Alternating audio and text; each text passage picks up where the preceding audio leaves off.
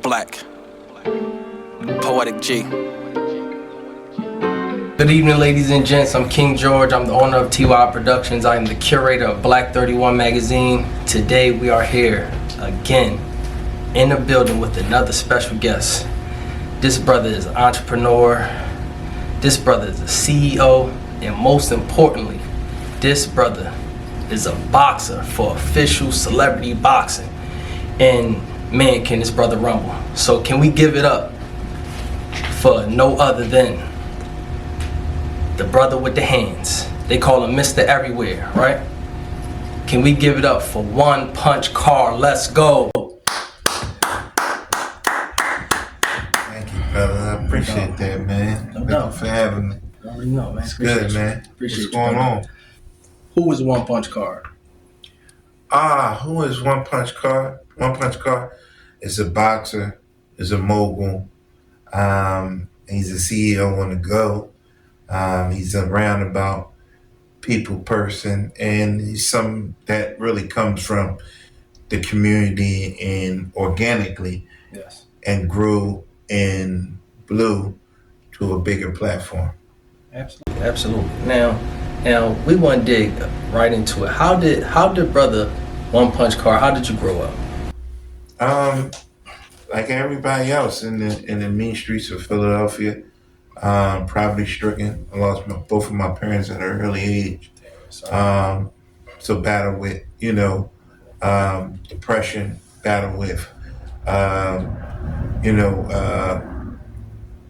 the lures of the streets and trying to escape the belly of the beast. It was just really, I just remember being in hard times, but they were good times too. So I'm not going to always say that it was really struggle, because when you're under struggle and you're being suppressed, one don't know it at a young age. They just want to really make it out. When you're in a dark place and you're in a dark tunnel, your only objective is to make it to where the light is. Absolutely. And honestly, what was one of those tough times that you went through, and how were you able to mentally get out of those tough times, or even just get through those tough times? Wow. So, now we have these periods of mental health, and they have mental health awareness. Yes. Back then, they didn't even know it was that, right? Yes. And so, when we're under these type of calamities and situations, Yeah. one don't know. It's like, again, you're just really trying to be better, and in being better, you're trying to really suppress the issue of what's going on. So it was a lot of suppression. Yes. It was a lot of rooms that, was bolted shut, and you didn't really understand why you were going through it. Yes. My case in point in my life was the fact of seeing other kids playing basketball, football with their parents, or, imagine if they had a school dance or a big moment, such as graduation or, first time for anything, then you're dealing with the fact of it's just you all alone. Yes. And that was, to me, one of the biggest blows, because I realized in myself, I have to do for self. Yes. And there wasn't really nobody else there but me. Absolutely. Absolutely. When it comes to the community, right? How do you think your transformation, right? How do you think your transformation became relevant for other young kids watching you? That's easy, because the fact of going through what you go through, you're much more tangible. It's not the fact of, most kids, if they say, you don't understand what I went through. I do. I lost both of my parents. One of my parents to drug overdose, one of my parents to murder, and that was, and then being all alone and struggling and being homeless and going through pillow to post and being with family members that really didn't have your best interest in hand. So all those things wrapped up in one, and you're just really a child at that time. So you don't really understand what's going on, but you understand that the conditions and calamities are different. Yes. You know, you're being treated different, and Yes. and one doesn't understand at that time, and then you start having these moments for me, like these moments and periods of lashing out and not really understanding where the misplaced anger was. It was misplaced anger, was frustrated, was hurt, Yes. and nobody really came to me at that time and had the in-depth conversation that was really taboo. Yes. We're dealing with it time. We have that now. We have resources now where you can address these issues of mental health. Yes. You know, so when you're talking to kids that are, you know, that they just put these labels on juvenile delinquents, all the ones that's problematic, all the ones are problem. No, they're the ones that's get to the root of the issue of where these problems stemming from. Yes. And then once we, you know, attack that and address that, then the child is much more better. Yes. Yes. Yes. Yes. And why do you believe, like right now, like as a culture of black people, why are we so reluctant to accept the mental health, like from a therapist? Because it's relatively brand new. You know, back in the day when you had your arm hurt or your head hurt or your back hurt, we can go into the medicine cabinet and get a Tylenol. We knew what to do for that. Yeah. Mental health is something totally different. And we're taught just in our culture-wise, that, you know, oh, go through it to get to it. If it ain't rough, it ain't right. All these cliches, only the strong survive. None of this really attains to seeking out help. We just got to go through it to get to it. Oh, you know, I remember going through a tough time and going to my grandma, in which my grandma, her mother was a slave. And then she was somewhat of a slave. And all my grandparents, my great grandparents, my grandma, and then after that, my aunties, they all was maids of people in the house. Yeah. So they all had slave mentalities. Sad to say. So they all was like, don't give them white folks no hard way to go. Don't, you know, don't stand out, you know, because they was always under this pretenses of that was superior than us. There was no equality. Well, when I grew up totally different. We had Hugh P. Newton and Malcolm X, you know, and Elijah Muhammad on our walls. Yeah. And they had, you know, the Black Panther Party and different things. So my mom had a different ideology and theology of what the world was. It was changing. Yes. But when I went to grandma's house, she had that porcelain white God on the wall. She had the Last Supper on everybody's wall when you went there. And, you know, and she had this submissive role where, you know, hey, you know, go along. Don't be a fuss. Don't give these people these problems. You don't want these problems. And now I realized that I was a fighter early on. I came out at birth as being a fighter, physically and mentally. Yes. Yes. That's heavy. That's heavy. To dive into celebrity boxing, right? Official celebrity boxing. How did you enjoy your last fight versus Gypsy? Yeah. Yeah. What was that fight like?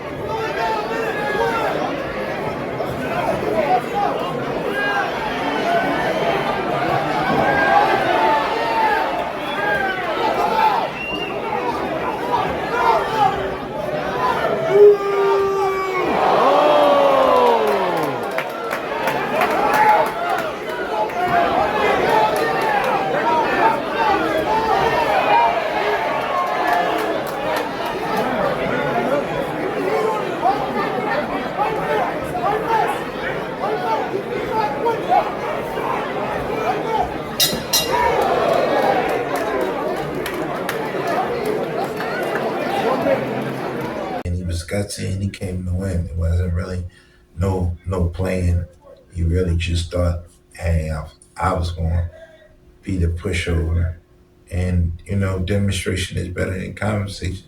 And I really enjoyed it. I really enjoyed the challenge. And it's been some time, but with anything, it's an adjustment. It's something that I'm skilled at doing. I could do it, somewhere with my eyes closed. It's like riding a bike when you do it. Sometimes, certain things are a little rusty because you hadn't been on there for a while, but when you really do it, you really do it. Absolutely, absolutely, absolutely. And I watched the match, man. You was pretty impressive in the ring. To be honest with you, I appreciate I'm gonna be that. honest with you. Just the because this was my first time coming out to official celebrity boxing, so I didn't know who was going to win. I never seen anybody. Sure. So I was just like, man, when I seen you moving in the ring, I was like, man, this boy can move in the ring. Mm-hmm. And yeah, man, it's like you wore out your opponent. Mm-hmm. When I seen it, it's like he was worn out at the end, like he was tired and you was ready to go. Mm-hmm. So yeah, man, that's official. That's I official. appreciate that, man. It's just the preparation is something that I've been doing. I've been boxing since I was 12. Yeah. So that's really a large portion of my life. And then certain things, it was a period in time when I kind of put that away because I felt like, with anything else, you got to grow. I didn't ever want to be a one-trick pony. Yeah. I knew it was just something I've mastered, right, to a certain degree. It's been a part of my life, and it's opened doors that I could never imagine, right? But then it was certain rooms that I was entering in my life that needed to be suppressed for a moment, so I can grow up and grow and get these other levels to get to that. And so now we're at a different point in time where you can go back into that and say, hey, I got that in my toolbox, and let's go and pull that out. And let me put this hat back on and show you that these tools still can work. Absolutely. Absolutely. Absolutely.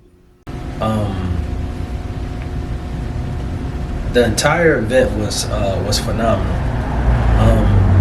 I know they got another press conference coming up this week. Are you defending your belt coming soon? Yeah, well, I mean, they're trying to go for another championship and really make this really big. They have a card that's coming up in the Bahamas, Yeah. so they want to really put me on there and really push it, in the face. So we'll see. I really don't know in terms of the particulars. Hopefully, we'll know a little more details this up and coming week to know all the particulars in this up and coming match. But I'm getting mentally and physically prepared for it. I'm training every day, and I just really want to just really give a good showing because look at how the world is changing. We see that with Jake Paul and Mike Tyson. We see that with a lot of other athletes. Now they're like, hey, this is what I really want to do. So it's really a bigger goal, I mean, for me, because sure, this league and celebrity boxing, that's a platform. And so if they're making me a face of the platform, it's also another plateau to really catapult into something bigger. Who knows, I might get Chad Ochocinco. Who knows, I may get um, Jake Paul, or Conor McGregor. These are people that's on my list. Yes. These are people I really want. Yeah. I'm not really doing this to really just be here, and I didn't come here to be mediocre. Yeah. I came to really dominate and be the face. So that's my objective, and that's hopefully 2025. Things come all the way live. We here. Absolutely. Yeah. Absolutely. And I seen that you mentioned Jake Paul, right? Right. And if that opportunity opened up, are you willing to fight Jake Paul right on the spot? Right on the spot. I want it. That's the names I'm calling out. I actually been looking at him for some time. I was kind of discouraged because actually when the truth be told, when the pandemic first started, that's the first day that I started really training, right? Yeah. And I got into, and the pandemic started, stayed on for about 3 years, 2 years. And when nobody was in the gym, that was my time because really, for a long period of time, I always said I wanted to really get back. But the world was moving so fast. And I actually prayed for it to really slow down. I said, I wish we have a moment in time when things stop, when I can really go. And um, the creator offered that and gave me the opportunity. However, as opposed to when I'm on there, allow some things to sidetrack me. And I said never again, because I would have been there. Because during the same time, next thing you know, Mike announced that, hey, he want to get back. And then once he got back, I was like, look, I could be on one of those undercards. And then I stopped.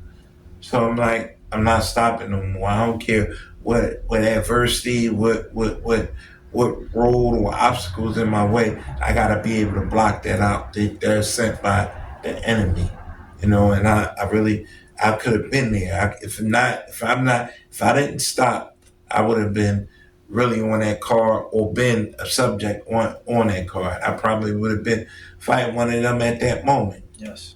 At that moment. So it's not like, damn, I missed my opportunity, but somewhat I missed my opportunity. But I'm not going to allow that to hinder me.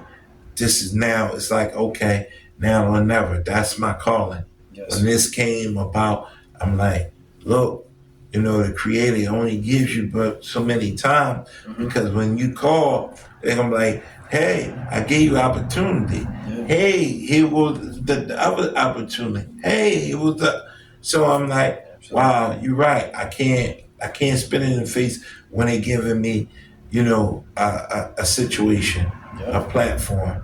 Absolutely. Absolutely. Absolutely. And how important is boxing to you? I would say boxing to me is, I would say, 85% of who I am, right? Yes.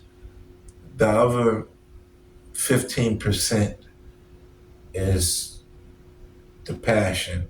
But boxing has been my leverage in dark places and times when I didn't have. That was um, the tool and the vehicle that guided me, right? So I'm very thankful and grateful for that. However, like I said, it came to a period in time that just couldn't be the only vehicle I had. I had to really utilize myself for the other things in life. And nobody wants to be a one-trick pony. Nobody. When you get into these rooms and you see that, because it was a period of time, that's all I relied on, and it was taken away from me. So when it was taken away from me, I had to look at it as God saying, hey, we have to learn some other things so it won't ever be taken away from me again, right? Yes. And it was forcefully taken away from me. Wow. So I realized in my life that after that, I had to really have the fortitude and understanding that if anything was to be taken away from me in that magnitude again, I would be already right with it. Just take for instance, you have both of your hands, and then you have a fatal accident. Then what do? Your legs, your eyesight. So these were fatal because these were things they have been in darkest moments, my fillers. And then I went to a dark place in my life where they took away from my boxing forcefully. And that's all I had. So I had to utilize my mind. I had to utilize my other tools and see that it was other things in me that was much more greater than boxing. Yes. Yes. And I'm a much more better person now. Yes, absolutely. And when you was in that dark place, right? Did that dark place help you find your truth? Yes, absolutely. Because it was the bottom. When you're thrown into a dark dungeon, a dark room, like I said, it's it's at the bottom. When they took away from me, from everything in my life, right? And all the things that I held dear, Yes. I had to go into myself. And in order to understand myself, to know that, hey, this is bigger than boxing and really be able to be a fighter, a fighter. That's that part of digging down deep. Yeah. That's that part of that word that people commonly use but don't really use it enough. Fortitude, tenacity, Yeah. your willpower. Absolutely. That's the truth. That's the truth. Um, Mr. Everywhere. What does Mr. Everywhere mean? Wow. It means how they travel, how they respect it, and just being in rooms. And that came from the places of being in a dark place. And they said I went never gonna make it to the other side. Yeah. So that was challenged because it was doors that there were gatekeepers, there were people that said we won't be there. When I brought my first Benz, I remember being at the dealership and um, you know, the owner was signing the paper. And I'm like, where's Malik? Where's Miss Tanya at? Where's Keisha? They thought like, wait a minute, he's calling the office. Is it Malik in the sales department? Is somebody there and everything? And he said, I just start yelling out all these names. And I wait a minute, get me such and such. Is it Miss Teller down there? We got, and I'm saying these things, right?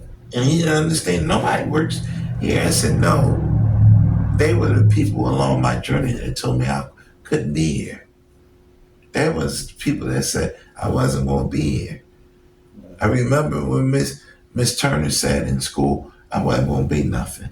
I remember Malik on the block said, oh man, you ain't going to make it. You ain't going to be that boxer. And I remember when Keith said, hey, you don't got no money. Right? So I was there. I'm looking around because I said, where they at? Where all the people that said we couldn't make it?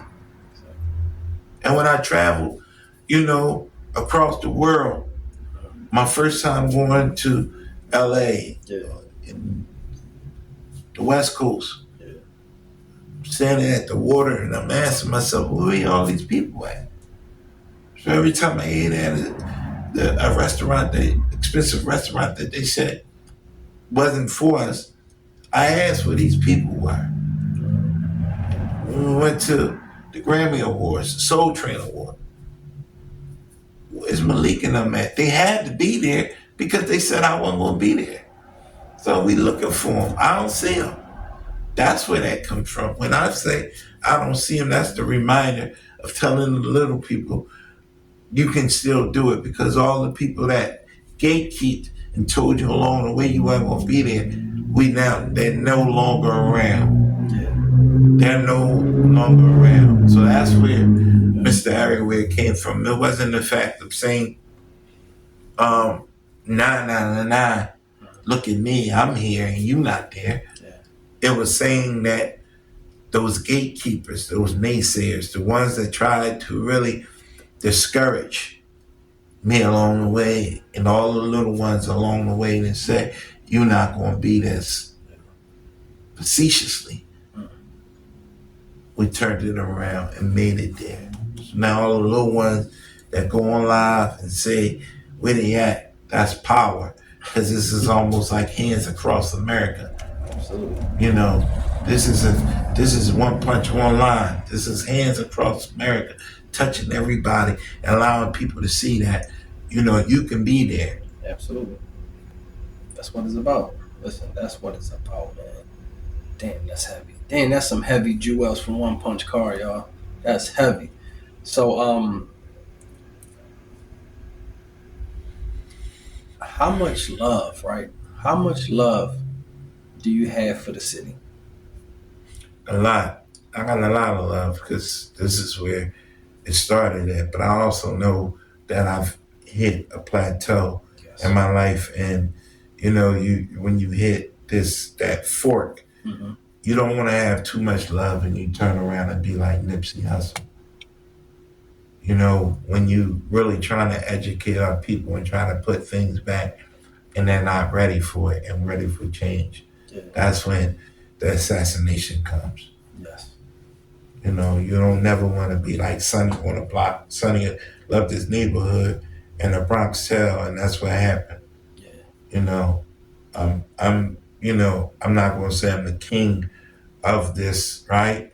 Yeah. And I don't even want to profess that, but I do hold a great stake in it, right? Yes. In my neighborhood, my community, Mm-hmm. in my, you know, environment. However, I do know the pitfalls and a calamity in which the environment holds, Yeah. right? And in order to make a way, sometimes you gotta go away Yeah. too. So that's where the travel is. But I'm also coming back. So I show you every day on my journey in different rooms and layers. Because in certain layers, when we go to Alaska, we got to put a coat on, we got to put a jacket on, Yeah. we got to dress up for that environment, right? Absolutely. Absolutely. Um, that's no different from Philadelphia. We got to dress up and layer ourselves for different environments when we go in certain rooms. When we're Yes. going up on these blocks and touching these kids, Yes. we got to have a different layer on. We got to have a different approach. And this is not when you're seeing me in these rooms and you're seeing me with some of the most prestigious people. Just know that I'm also around some of the most infamous and dangerous and ruthless human beings around as well. Yes. You know, some of them I don't put on camera, but they're around Yeah. because whatever positive, and you see positivity, you see negative. That's what electric is. We couldn't have an electric current without a positive and negative. Yeah. So, you know, when you see in these amazing pictures, it's also some pictures and stories that I can share online. Absolutely. But I'm touching these people every day. Yeah. You know, and they also saying they mindful and they like, man, you know, I don't really never take no pictures with but come on, I take a picture with you. You see on there me talking to reputed mob boss Joey Molino. He don't take pictures and he don't really smile, but he's smiling and taking pictures with me. He's talking. Now I pretty much, you know, inspired him to do podcasts, Yeah. you know, because it's Yeah. a different world. Mm-hmm. You know, and that was because, you know, at one point in time, he wasn't comfortable being up on the cameras. And they said it was taboo. Yeah. Where we come from. Mm-hmm. And so, um, you know, much of business out there on Front Street. Yes. But now we're business owners, we own things, we have a state, you know, we pay taxes. You know, Yeah. why hide? We're not hiding. We out here. We got it. Absolutely. Absolutely. And as you did your transformation, as you reached certain heights in the industry, right? Um, what's the most important rule to being a businessman? Staying grounded, paying attention to the people and paying attention to the pulse. Pulse is important because if you don't have it, you lose it. Yes. You know? Mhm. That's the truth. That's the truth. Um, and last but not least, right? I want to ask you a real touching question. It's really a community question. Uh, what advice do you have for young brothers, right, growing up that they possibly even want to be boxers or they want to jump into the industry? What advice do you have for these brothers to be successful, um, to stay grounded in being a man, and last but not least, just focus? Well, nobody wants to be a legion, right? But anyway, that was an inside thing. But no, in truth, one of the reasons one should really stay grounded and stay focused. What my advice would be to the next generation coming up, what to be believe in yourself. And if you can't believe in yourself, find somebody that you do believe in and try to emulate them as best as possible. Because you will also along that way find your way. Find your way.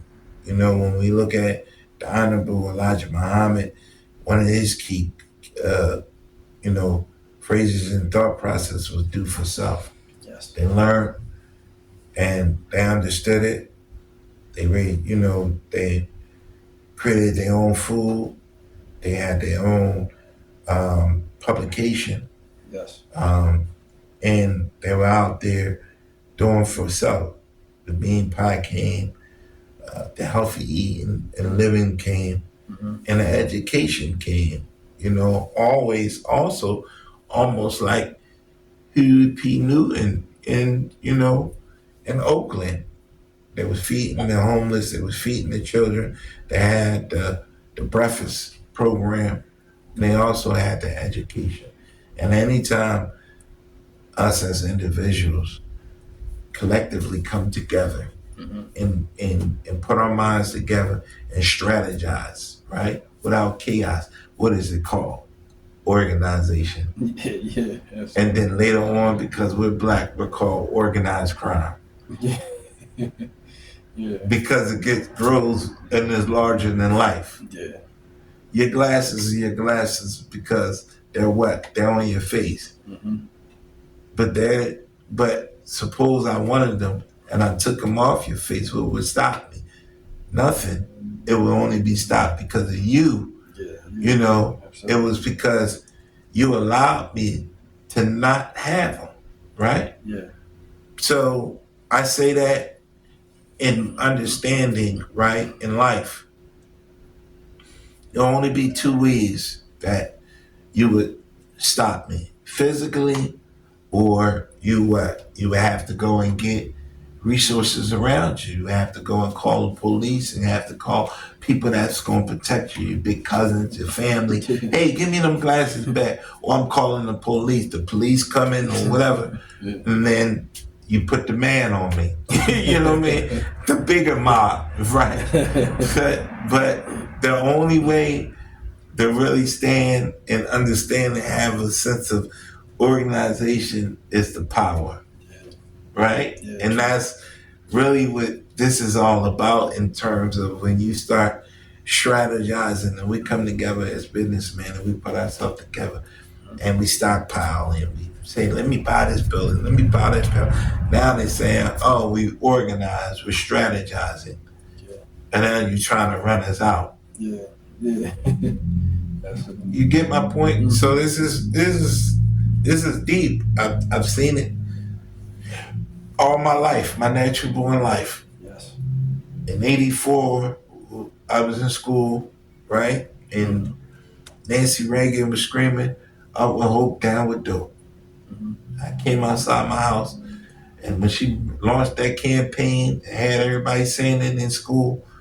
That same weekend when I came outside, I saw my uncles being dragged out of my aunt's house because they were selling marijuana, and I didn't see them for another 10 years. Because at that time, marijuana was a real crime. And now we fast forward to time, they made marijuana legal.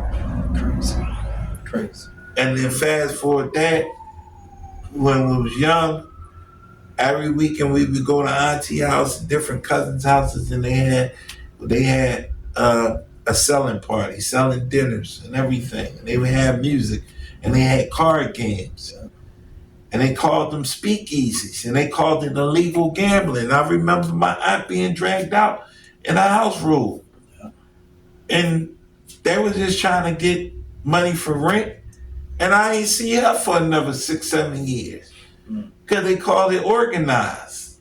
You see what I'm saying? And now we got a casino in every corner store. Because they got games and stuff. Yep. And now they got more casinos here than law alive. We got online betting. Who would ever see today? Absolutely. I had an uncle that went around and knocked on the door and they wrote down numbers. And now we got gambling, and they call them number runners illegally. What was the ticket? What was the number? This is real talk. This is factual information. And in the back room in one of my auntie's houses, they used to make hooch. They used to make, alcohol, right? Or he had alcohol. And when they took out the house and our house road, they charged her with bootlegging. They charged her with marijuana. They charged her with, a speakeasy, unlawful alcohol. Yeah. Ain't it amazing we can go into every supermarket, Acme, and we see alcohol now. So whenever the government don't get a piece, then we will outlaw. It's true. We're named public enemy because we always had innovative spirits. Yes. We've always had ingenuity to coexist and carry us around the time. When we were young, and when my great grandma was young, there were cotton pickers. Yes. Right? And that same cotton is the clothes that you wear right now. They were ingenuity to know how would it know off this plant and picking this would make clothes. Cotton. Yes. They picked it from sun up to sundown. And they called them cotton pickers. And now we selling clothes is expensive and everything. So my thinking process is totally different. My awareness, my ingenuity, because that's where it comes from, is that portal is open. It's always, when they talk about that third eye, I've always been a step ahead because I've understood the foundation of what it was built on. Yeah. So to bring it all the way back around to the initial question that you asked me about what would I tell the new generation and the next generation that's coming up before me of how to achieve in life ingenuity and think about the things around you and tap into that inner spirit and don't allow no one to dampen and dim your light. That was heavy. That was heavy, man. That was so heavy. Man, we gotta give it up again, man. That was heavy, man. That was heavy. And where can the people find you at? You can find me on Instagram under One Punch Carr, one letter, one spelling, ONAPUNCHCARR, two R's, and you can find that on all platforms: Instagram, Twitter, Facebook, MySpace, and then my email is 12punchline@gmail.com.